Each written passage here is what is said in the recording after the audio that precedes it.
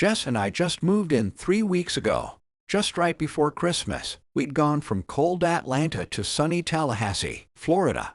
I can say I was happy about the move. Yay, Tally's a fun college town, but now settled down at 35 and bound by the chains of a serious relationship. What the F***ck could I do out here? Nevertheless, Jess talked me into the move. Florida State's doctorate program for clinical psychology beckoned her. So I gave in. Not like my bartender gig couldn't travel. Plus, I loved her.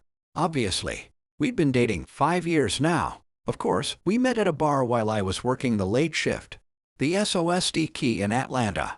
But beyond our shared love of booze, Jess and I bonded over urban exploring, scary movies. You know, excitement. Atlanta had so much to offer, but then again, so did Tally. The two of us were content so far. Not an easy transition, but hey, we weren't miserable. Even while we spent the holidays far from our folks, I was just glad her parents had given us the greatest gift of all, tuition money. Now my lazy part-time work at the Fourth Quarter Bar and Grill wouldn't be our only lifeline as Jess busted her ass in the program. Not to mention I had some extra poker money. Considering the low rent and circumstances, the Meridian wasn't a bad place to live. Yeah, Jess and I were broke as shit, but apartment 1A felt like home. Beyond the tall plain white buildings and superficial palm trees, our little one-bedroom was just right for right now, even if the bland design resembled a Florida Roach motel. One complete with cramped apartments and a dirty swimming pool. Over the past few weeks, Jess and I had been hiding out here. We rarely saw anyone around the complex. Then again, even for Tally, the January cold was too much for barbecues or swimming. Every day, Jess and I walked our little Chihuahua Ripley around the apartments, out toward High Road. And like a morning ritual, we'd always see Jordan lurking across the street. The old blonde-haired lady would tend to her garden religiously, dedicated to the dirt and soil. With a glowing smile offsetting her frail frame, Jordan invited us over. Desperate for the company and the chance to pet Ripley, she was nice enough. Along with the green eyes, her southern accent somehow soothed me. As did her quaint one-story house. The small brick home sat alone in Jordan's field of flowers and shrubbery.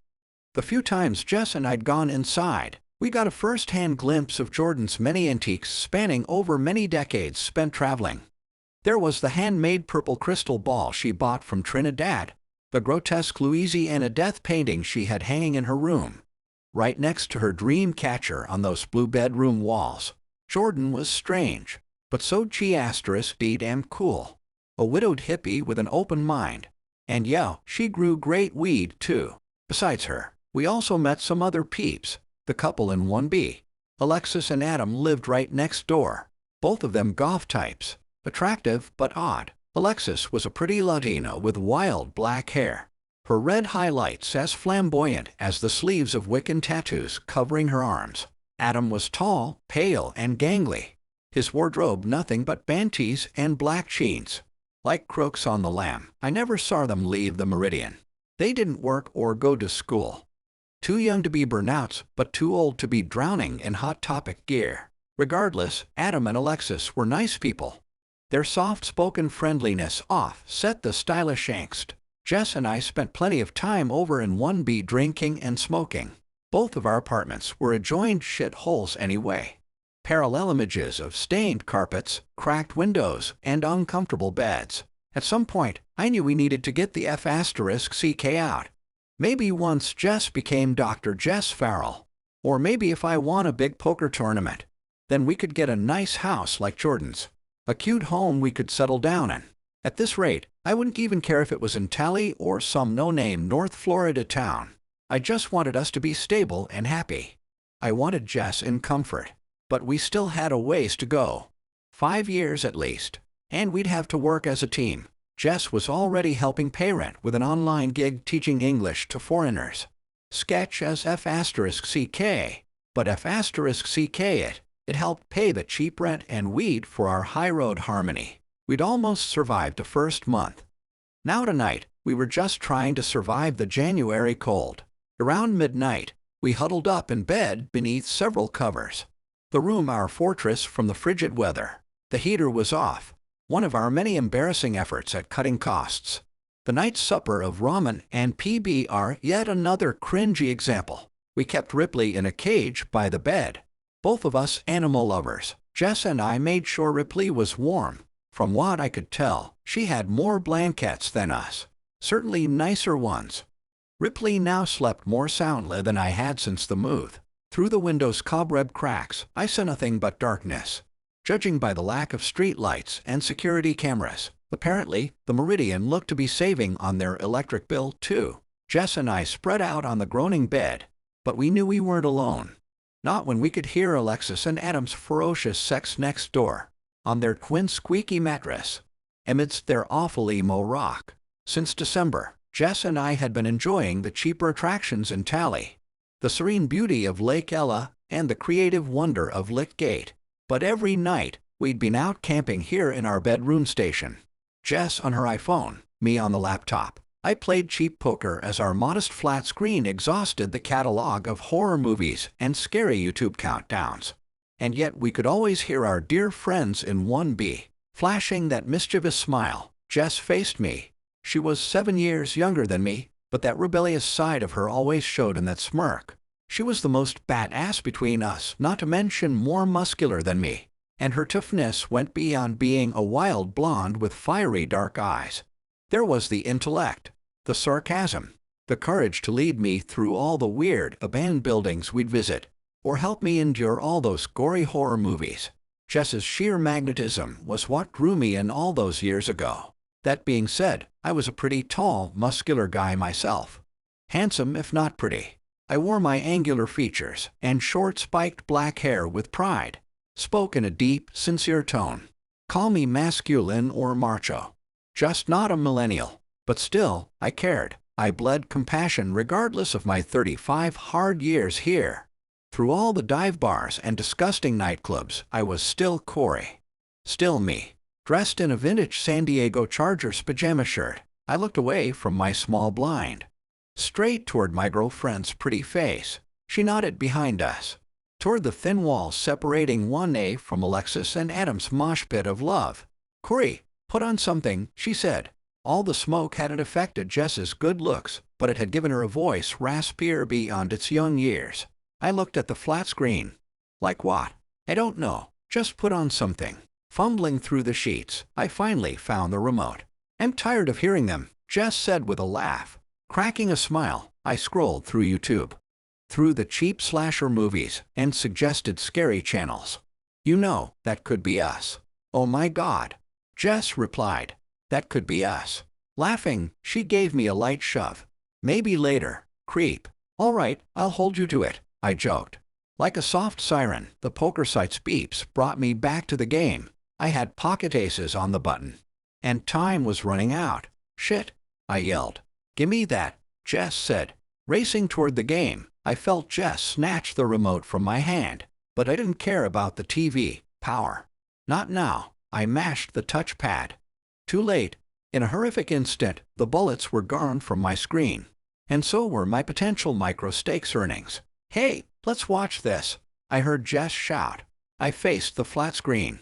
Saw the marquee of a video title read 10 Pongus Mysteries Solved. Video proof. 1. A post uploaded by Real of a Ghosts. The haunting thumbnail screamed clickbait. Nothing more than a spooky smorgasbord of ghosts and hovering specters, obviously ripped off from popular paranormal movies. And yet somehow, this mother of asterisk seeker had over 500,000 views. Real of a Ghosts with over 50K subscribers. I always knew the YouTube crowd was far from cultured. But *D damn. Seeing this *T made me realize I'd made a bad career choice not making cheesy horror videos or channels devoted to exploiting tragic crimes. But still, those cinematic ghosts held my gaze. Samara from The Ring always creeped me out, even more so now in the cold. The long black hair and pale face sent chills down my spine. And now I felt isolated with Jess. Even Adam and Alexis were quiet in 1B.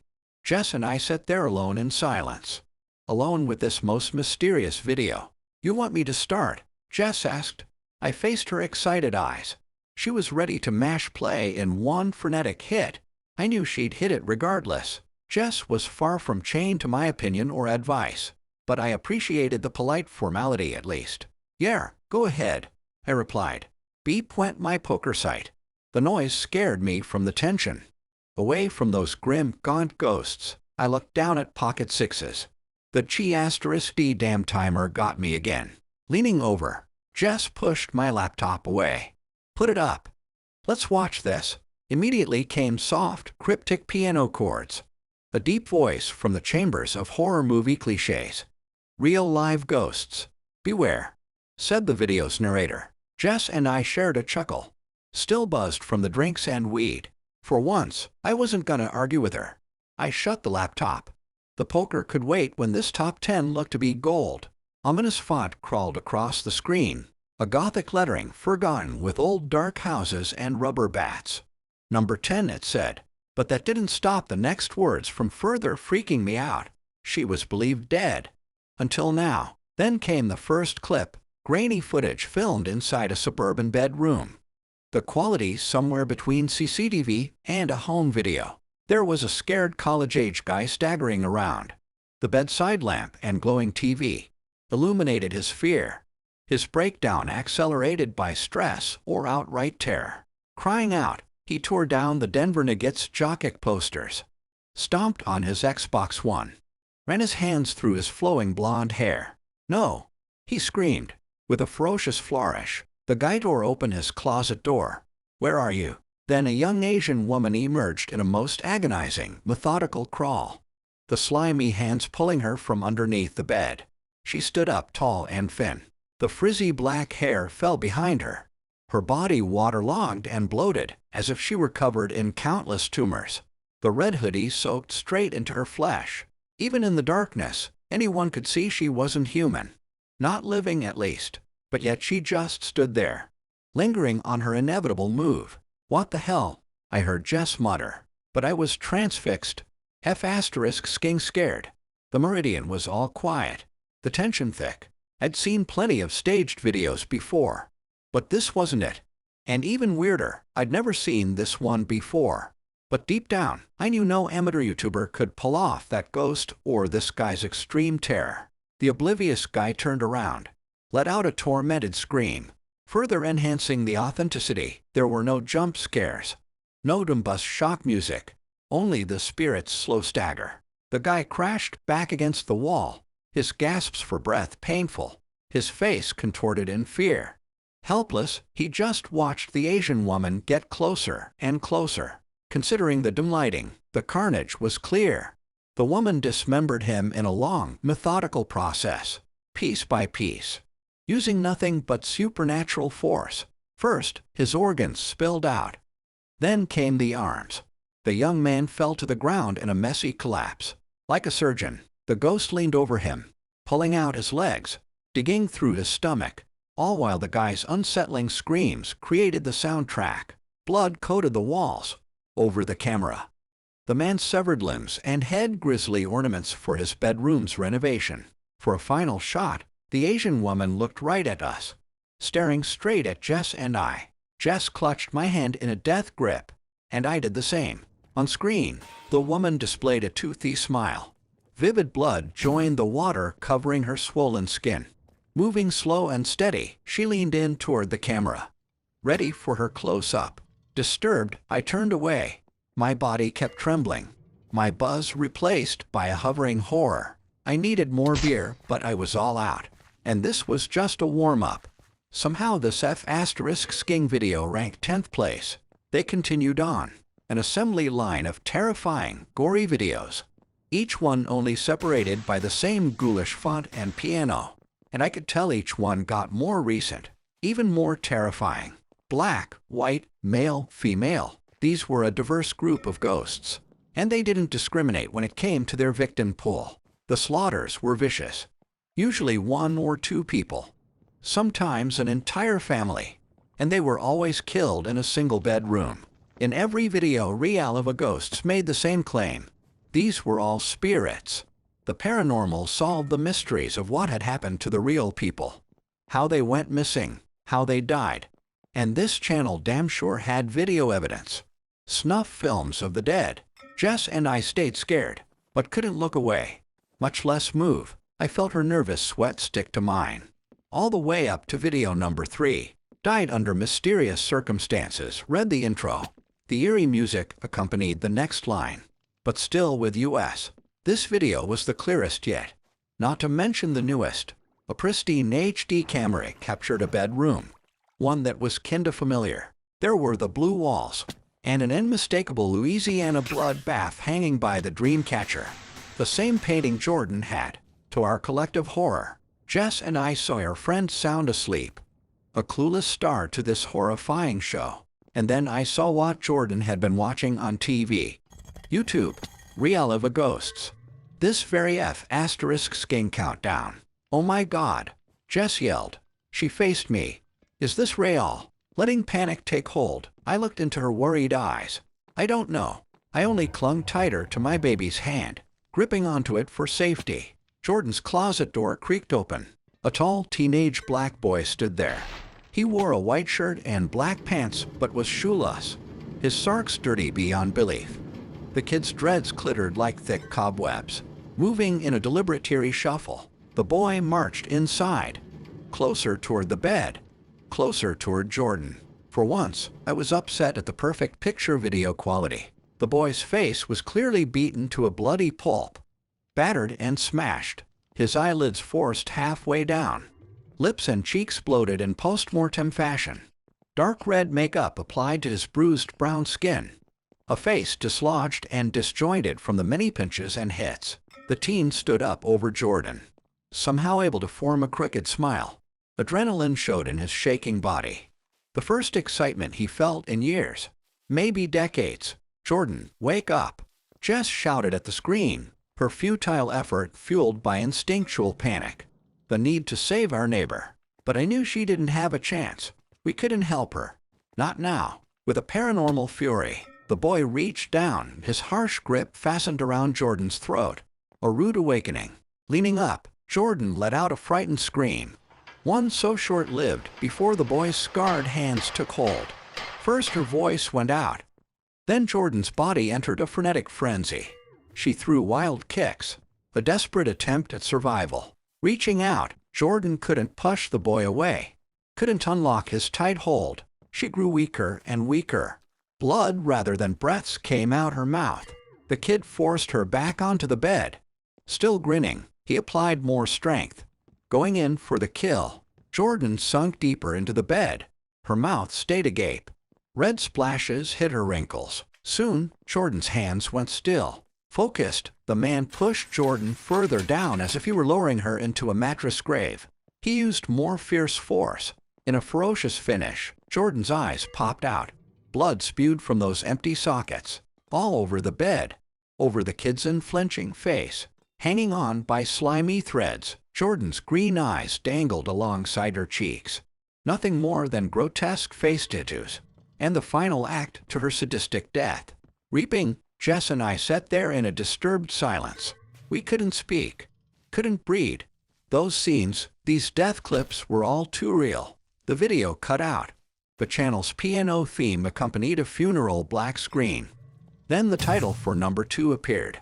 They are still alive, even after death. Featured in the same clean camera work was another bedroom. Its lone window full of cracked glass. The carpet with stains galore. The place was a total *** full. Identical to ours, besides the Slipknot poster and towering pink bong lying on the dresser. And the couple in bed. There was Alexis and Adam. Alexis in her Bruin panties, Adam in his boxers.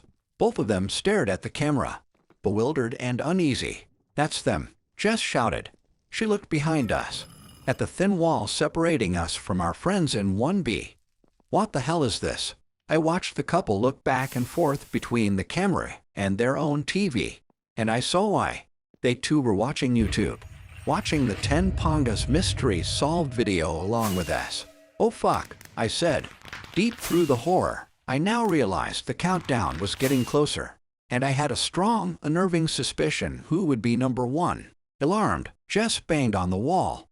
Alexis, she screamed. In an eerie echo, we heard the same thing in the video. Jess's hysterical hits. her nervous voice. We saw the scared Alexis and Adam jump out of bed. The couple held on to each other, their bodies quivering in the cold, their uneasy gaze glued to the bedroom door. Together, Jess and I watched the video, a river of terror surging through our veins. F***CK. It's a live stream, Jess yelled. Corey, help us. We heard Adam scream, both through the speakers and the wall, like a nervous voice lost in transmission. Jess, him and his girlfriend cried, tears sliding down her face. Jess looked behind us. No. What the F***CK is this? Then I saw it. Two young teenage girls appeared in the video's frame, both of them wearing hoodies and blue jeans decorated with blood and stab wounds. Both of them country girls. Their skin a deathly pale, crimson highlights stuck in their blonde hair. The girls' smiles sharper than the knives they held. In a sadistic taunt, they held the weapons out toward our friends. Now we heard their screams. Alexis and Adam yelling for help. The girls' carnal cries for flesh. The unsettling chorus surrounded us. Jess and I shed frightened tears as we watched the video. Watched those girls descend upon Alexis and Adam. Their screams now reached a painful apex. We heard them through that G***D damn wall. Through our G***D damn souls.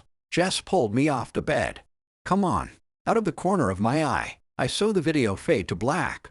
Now all I heard was the horrific audio, both on screen and off.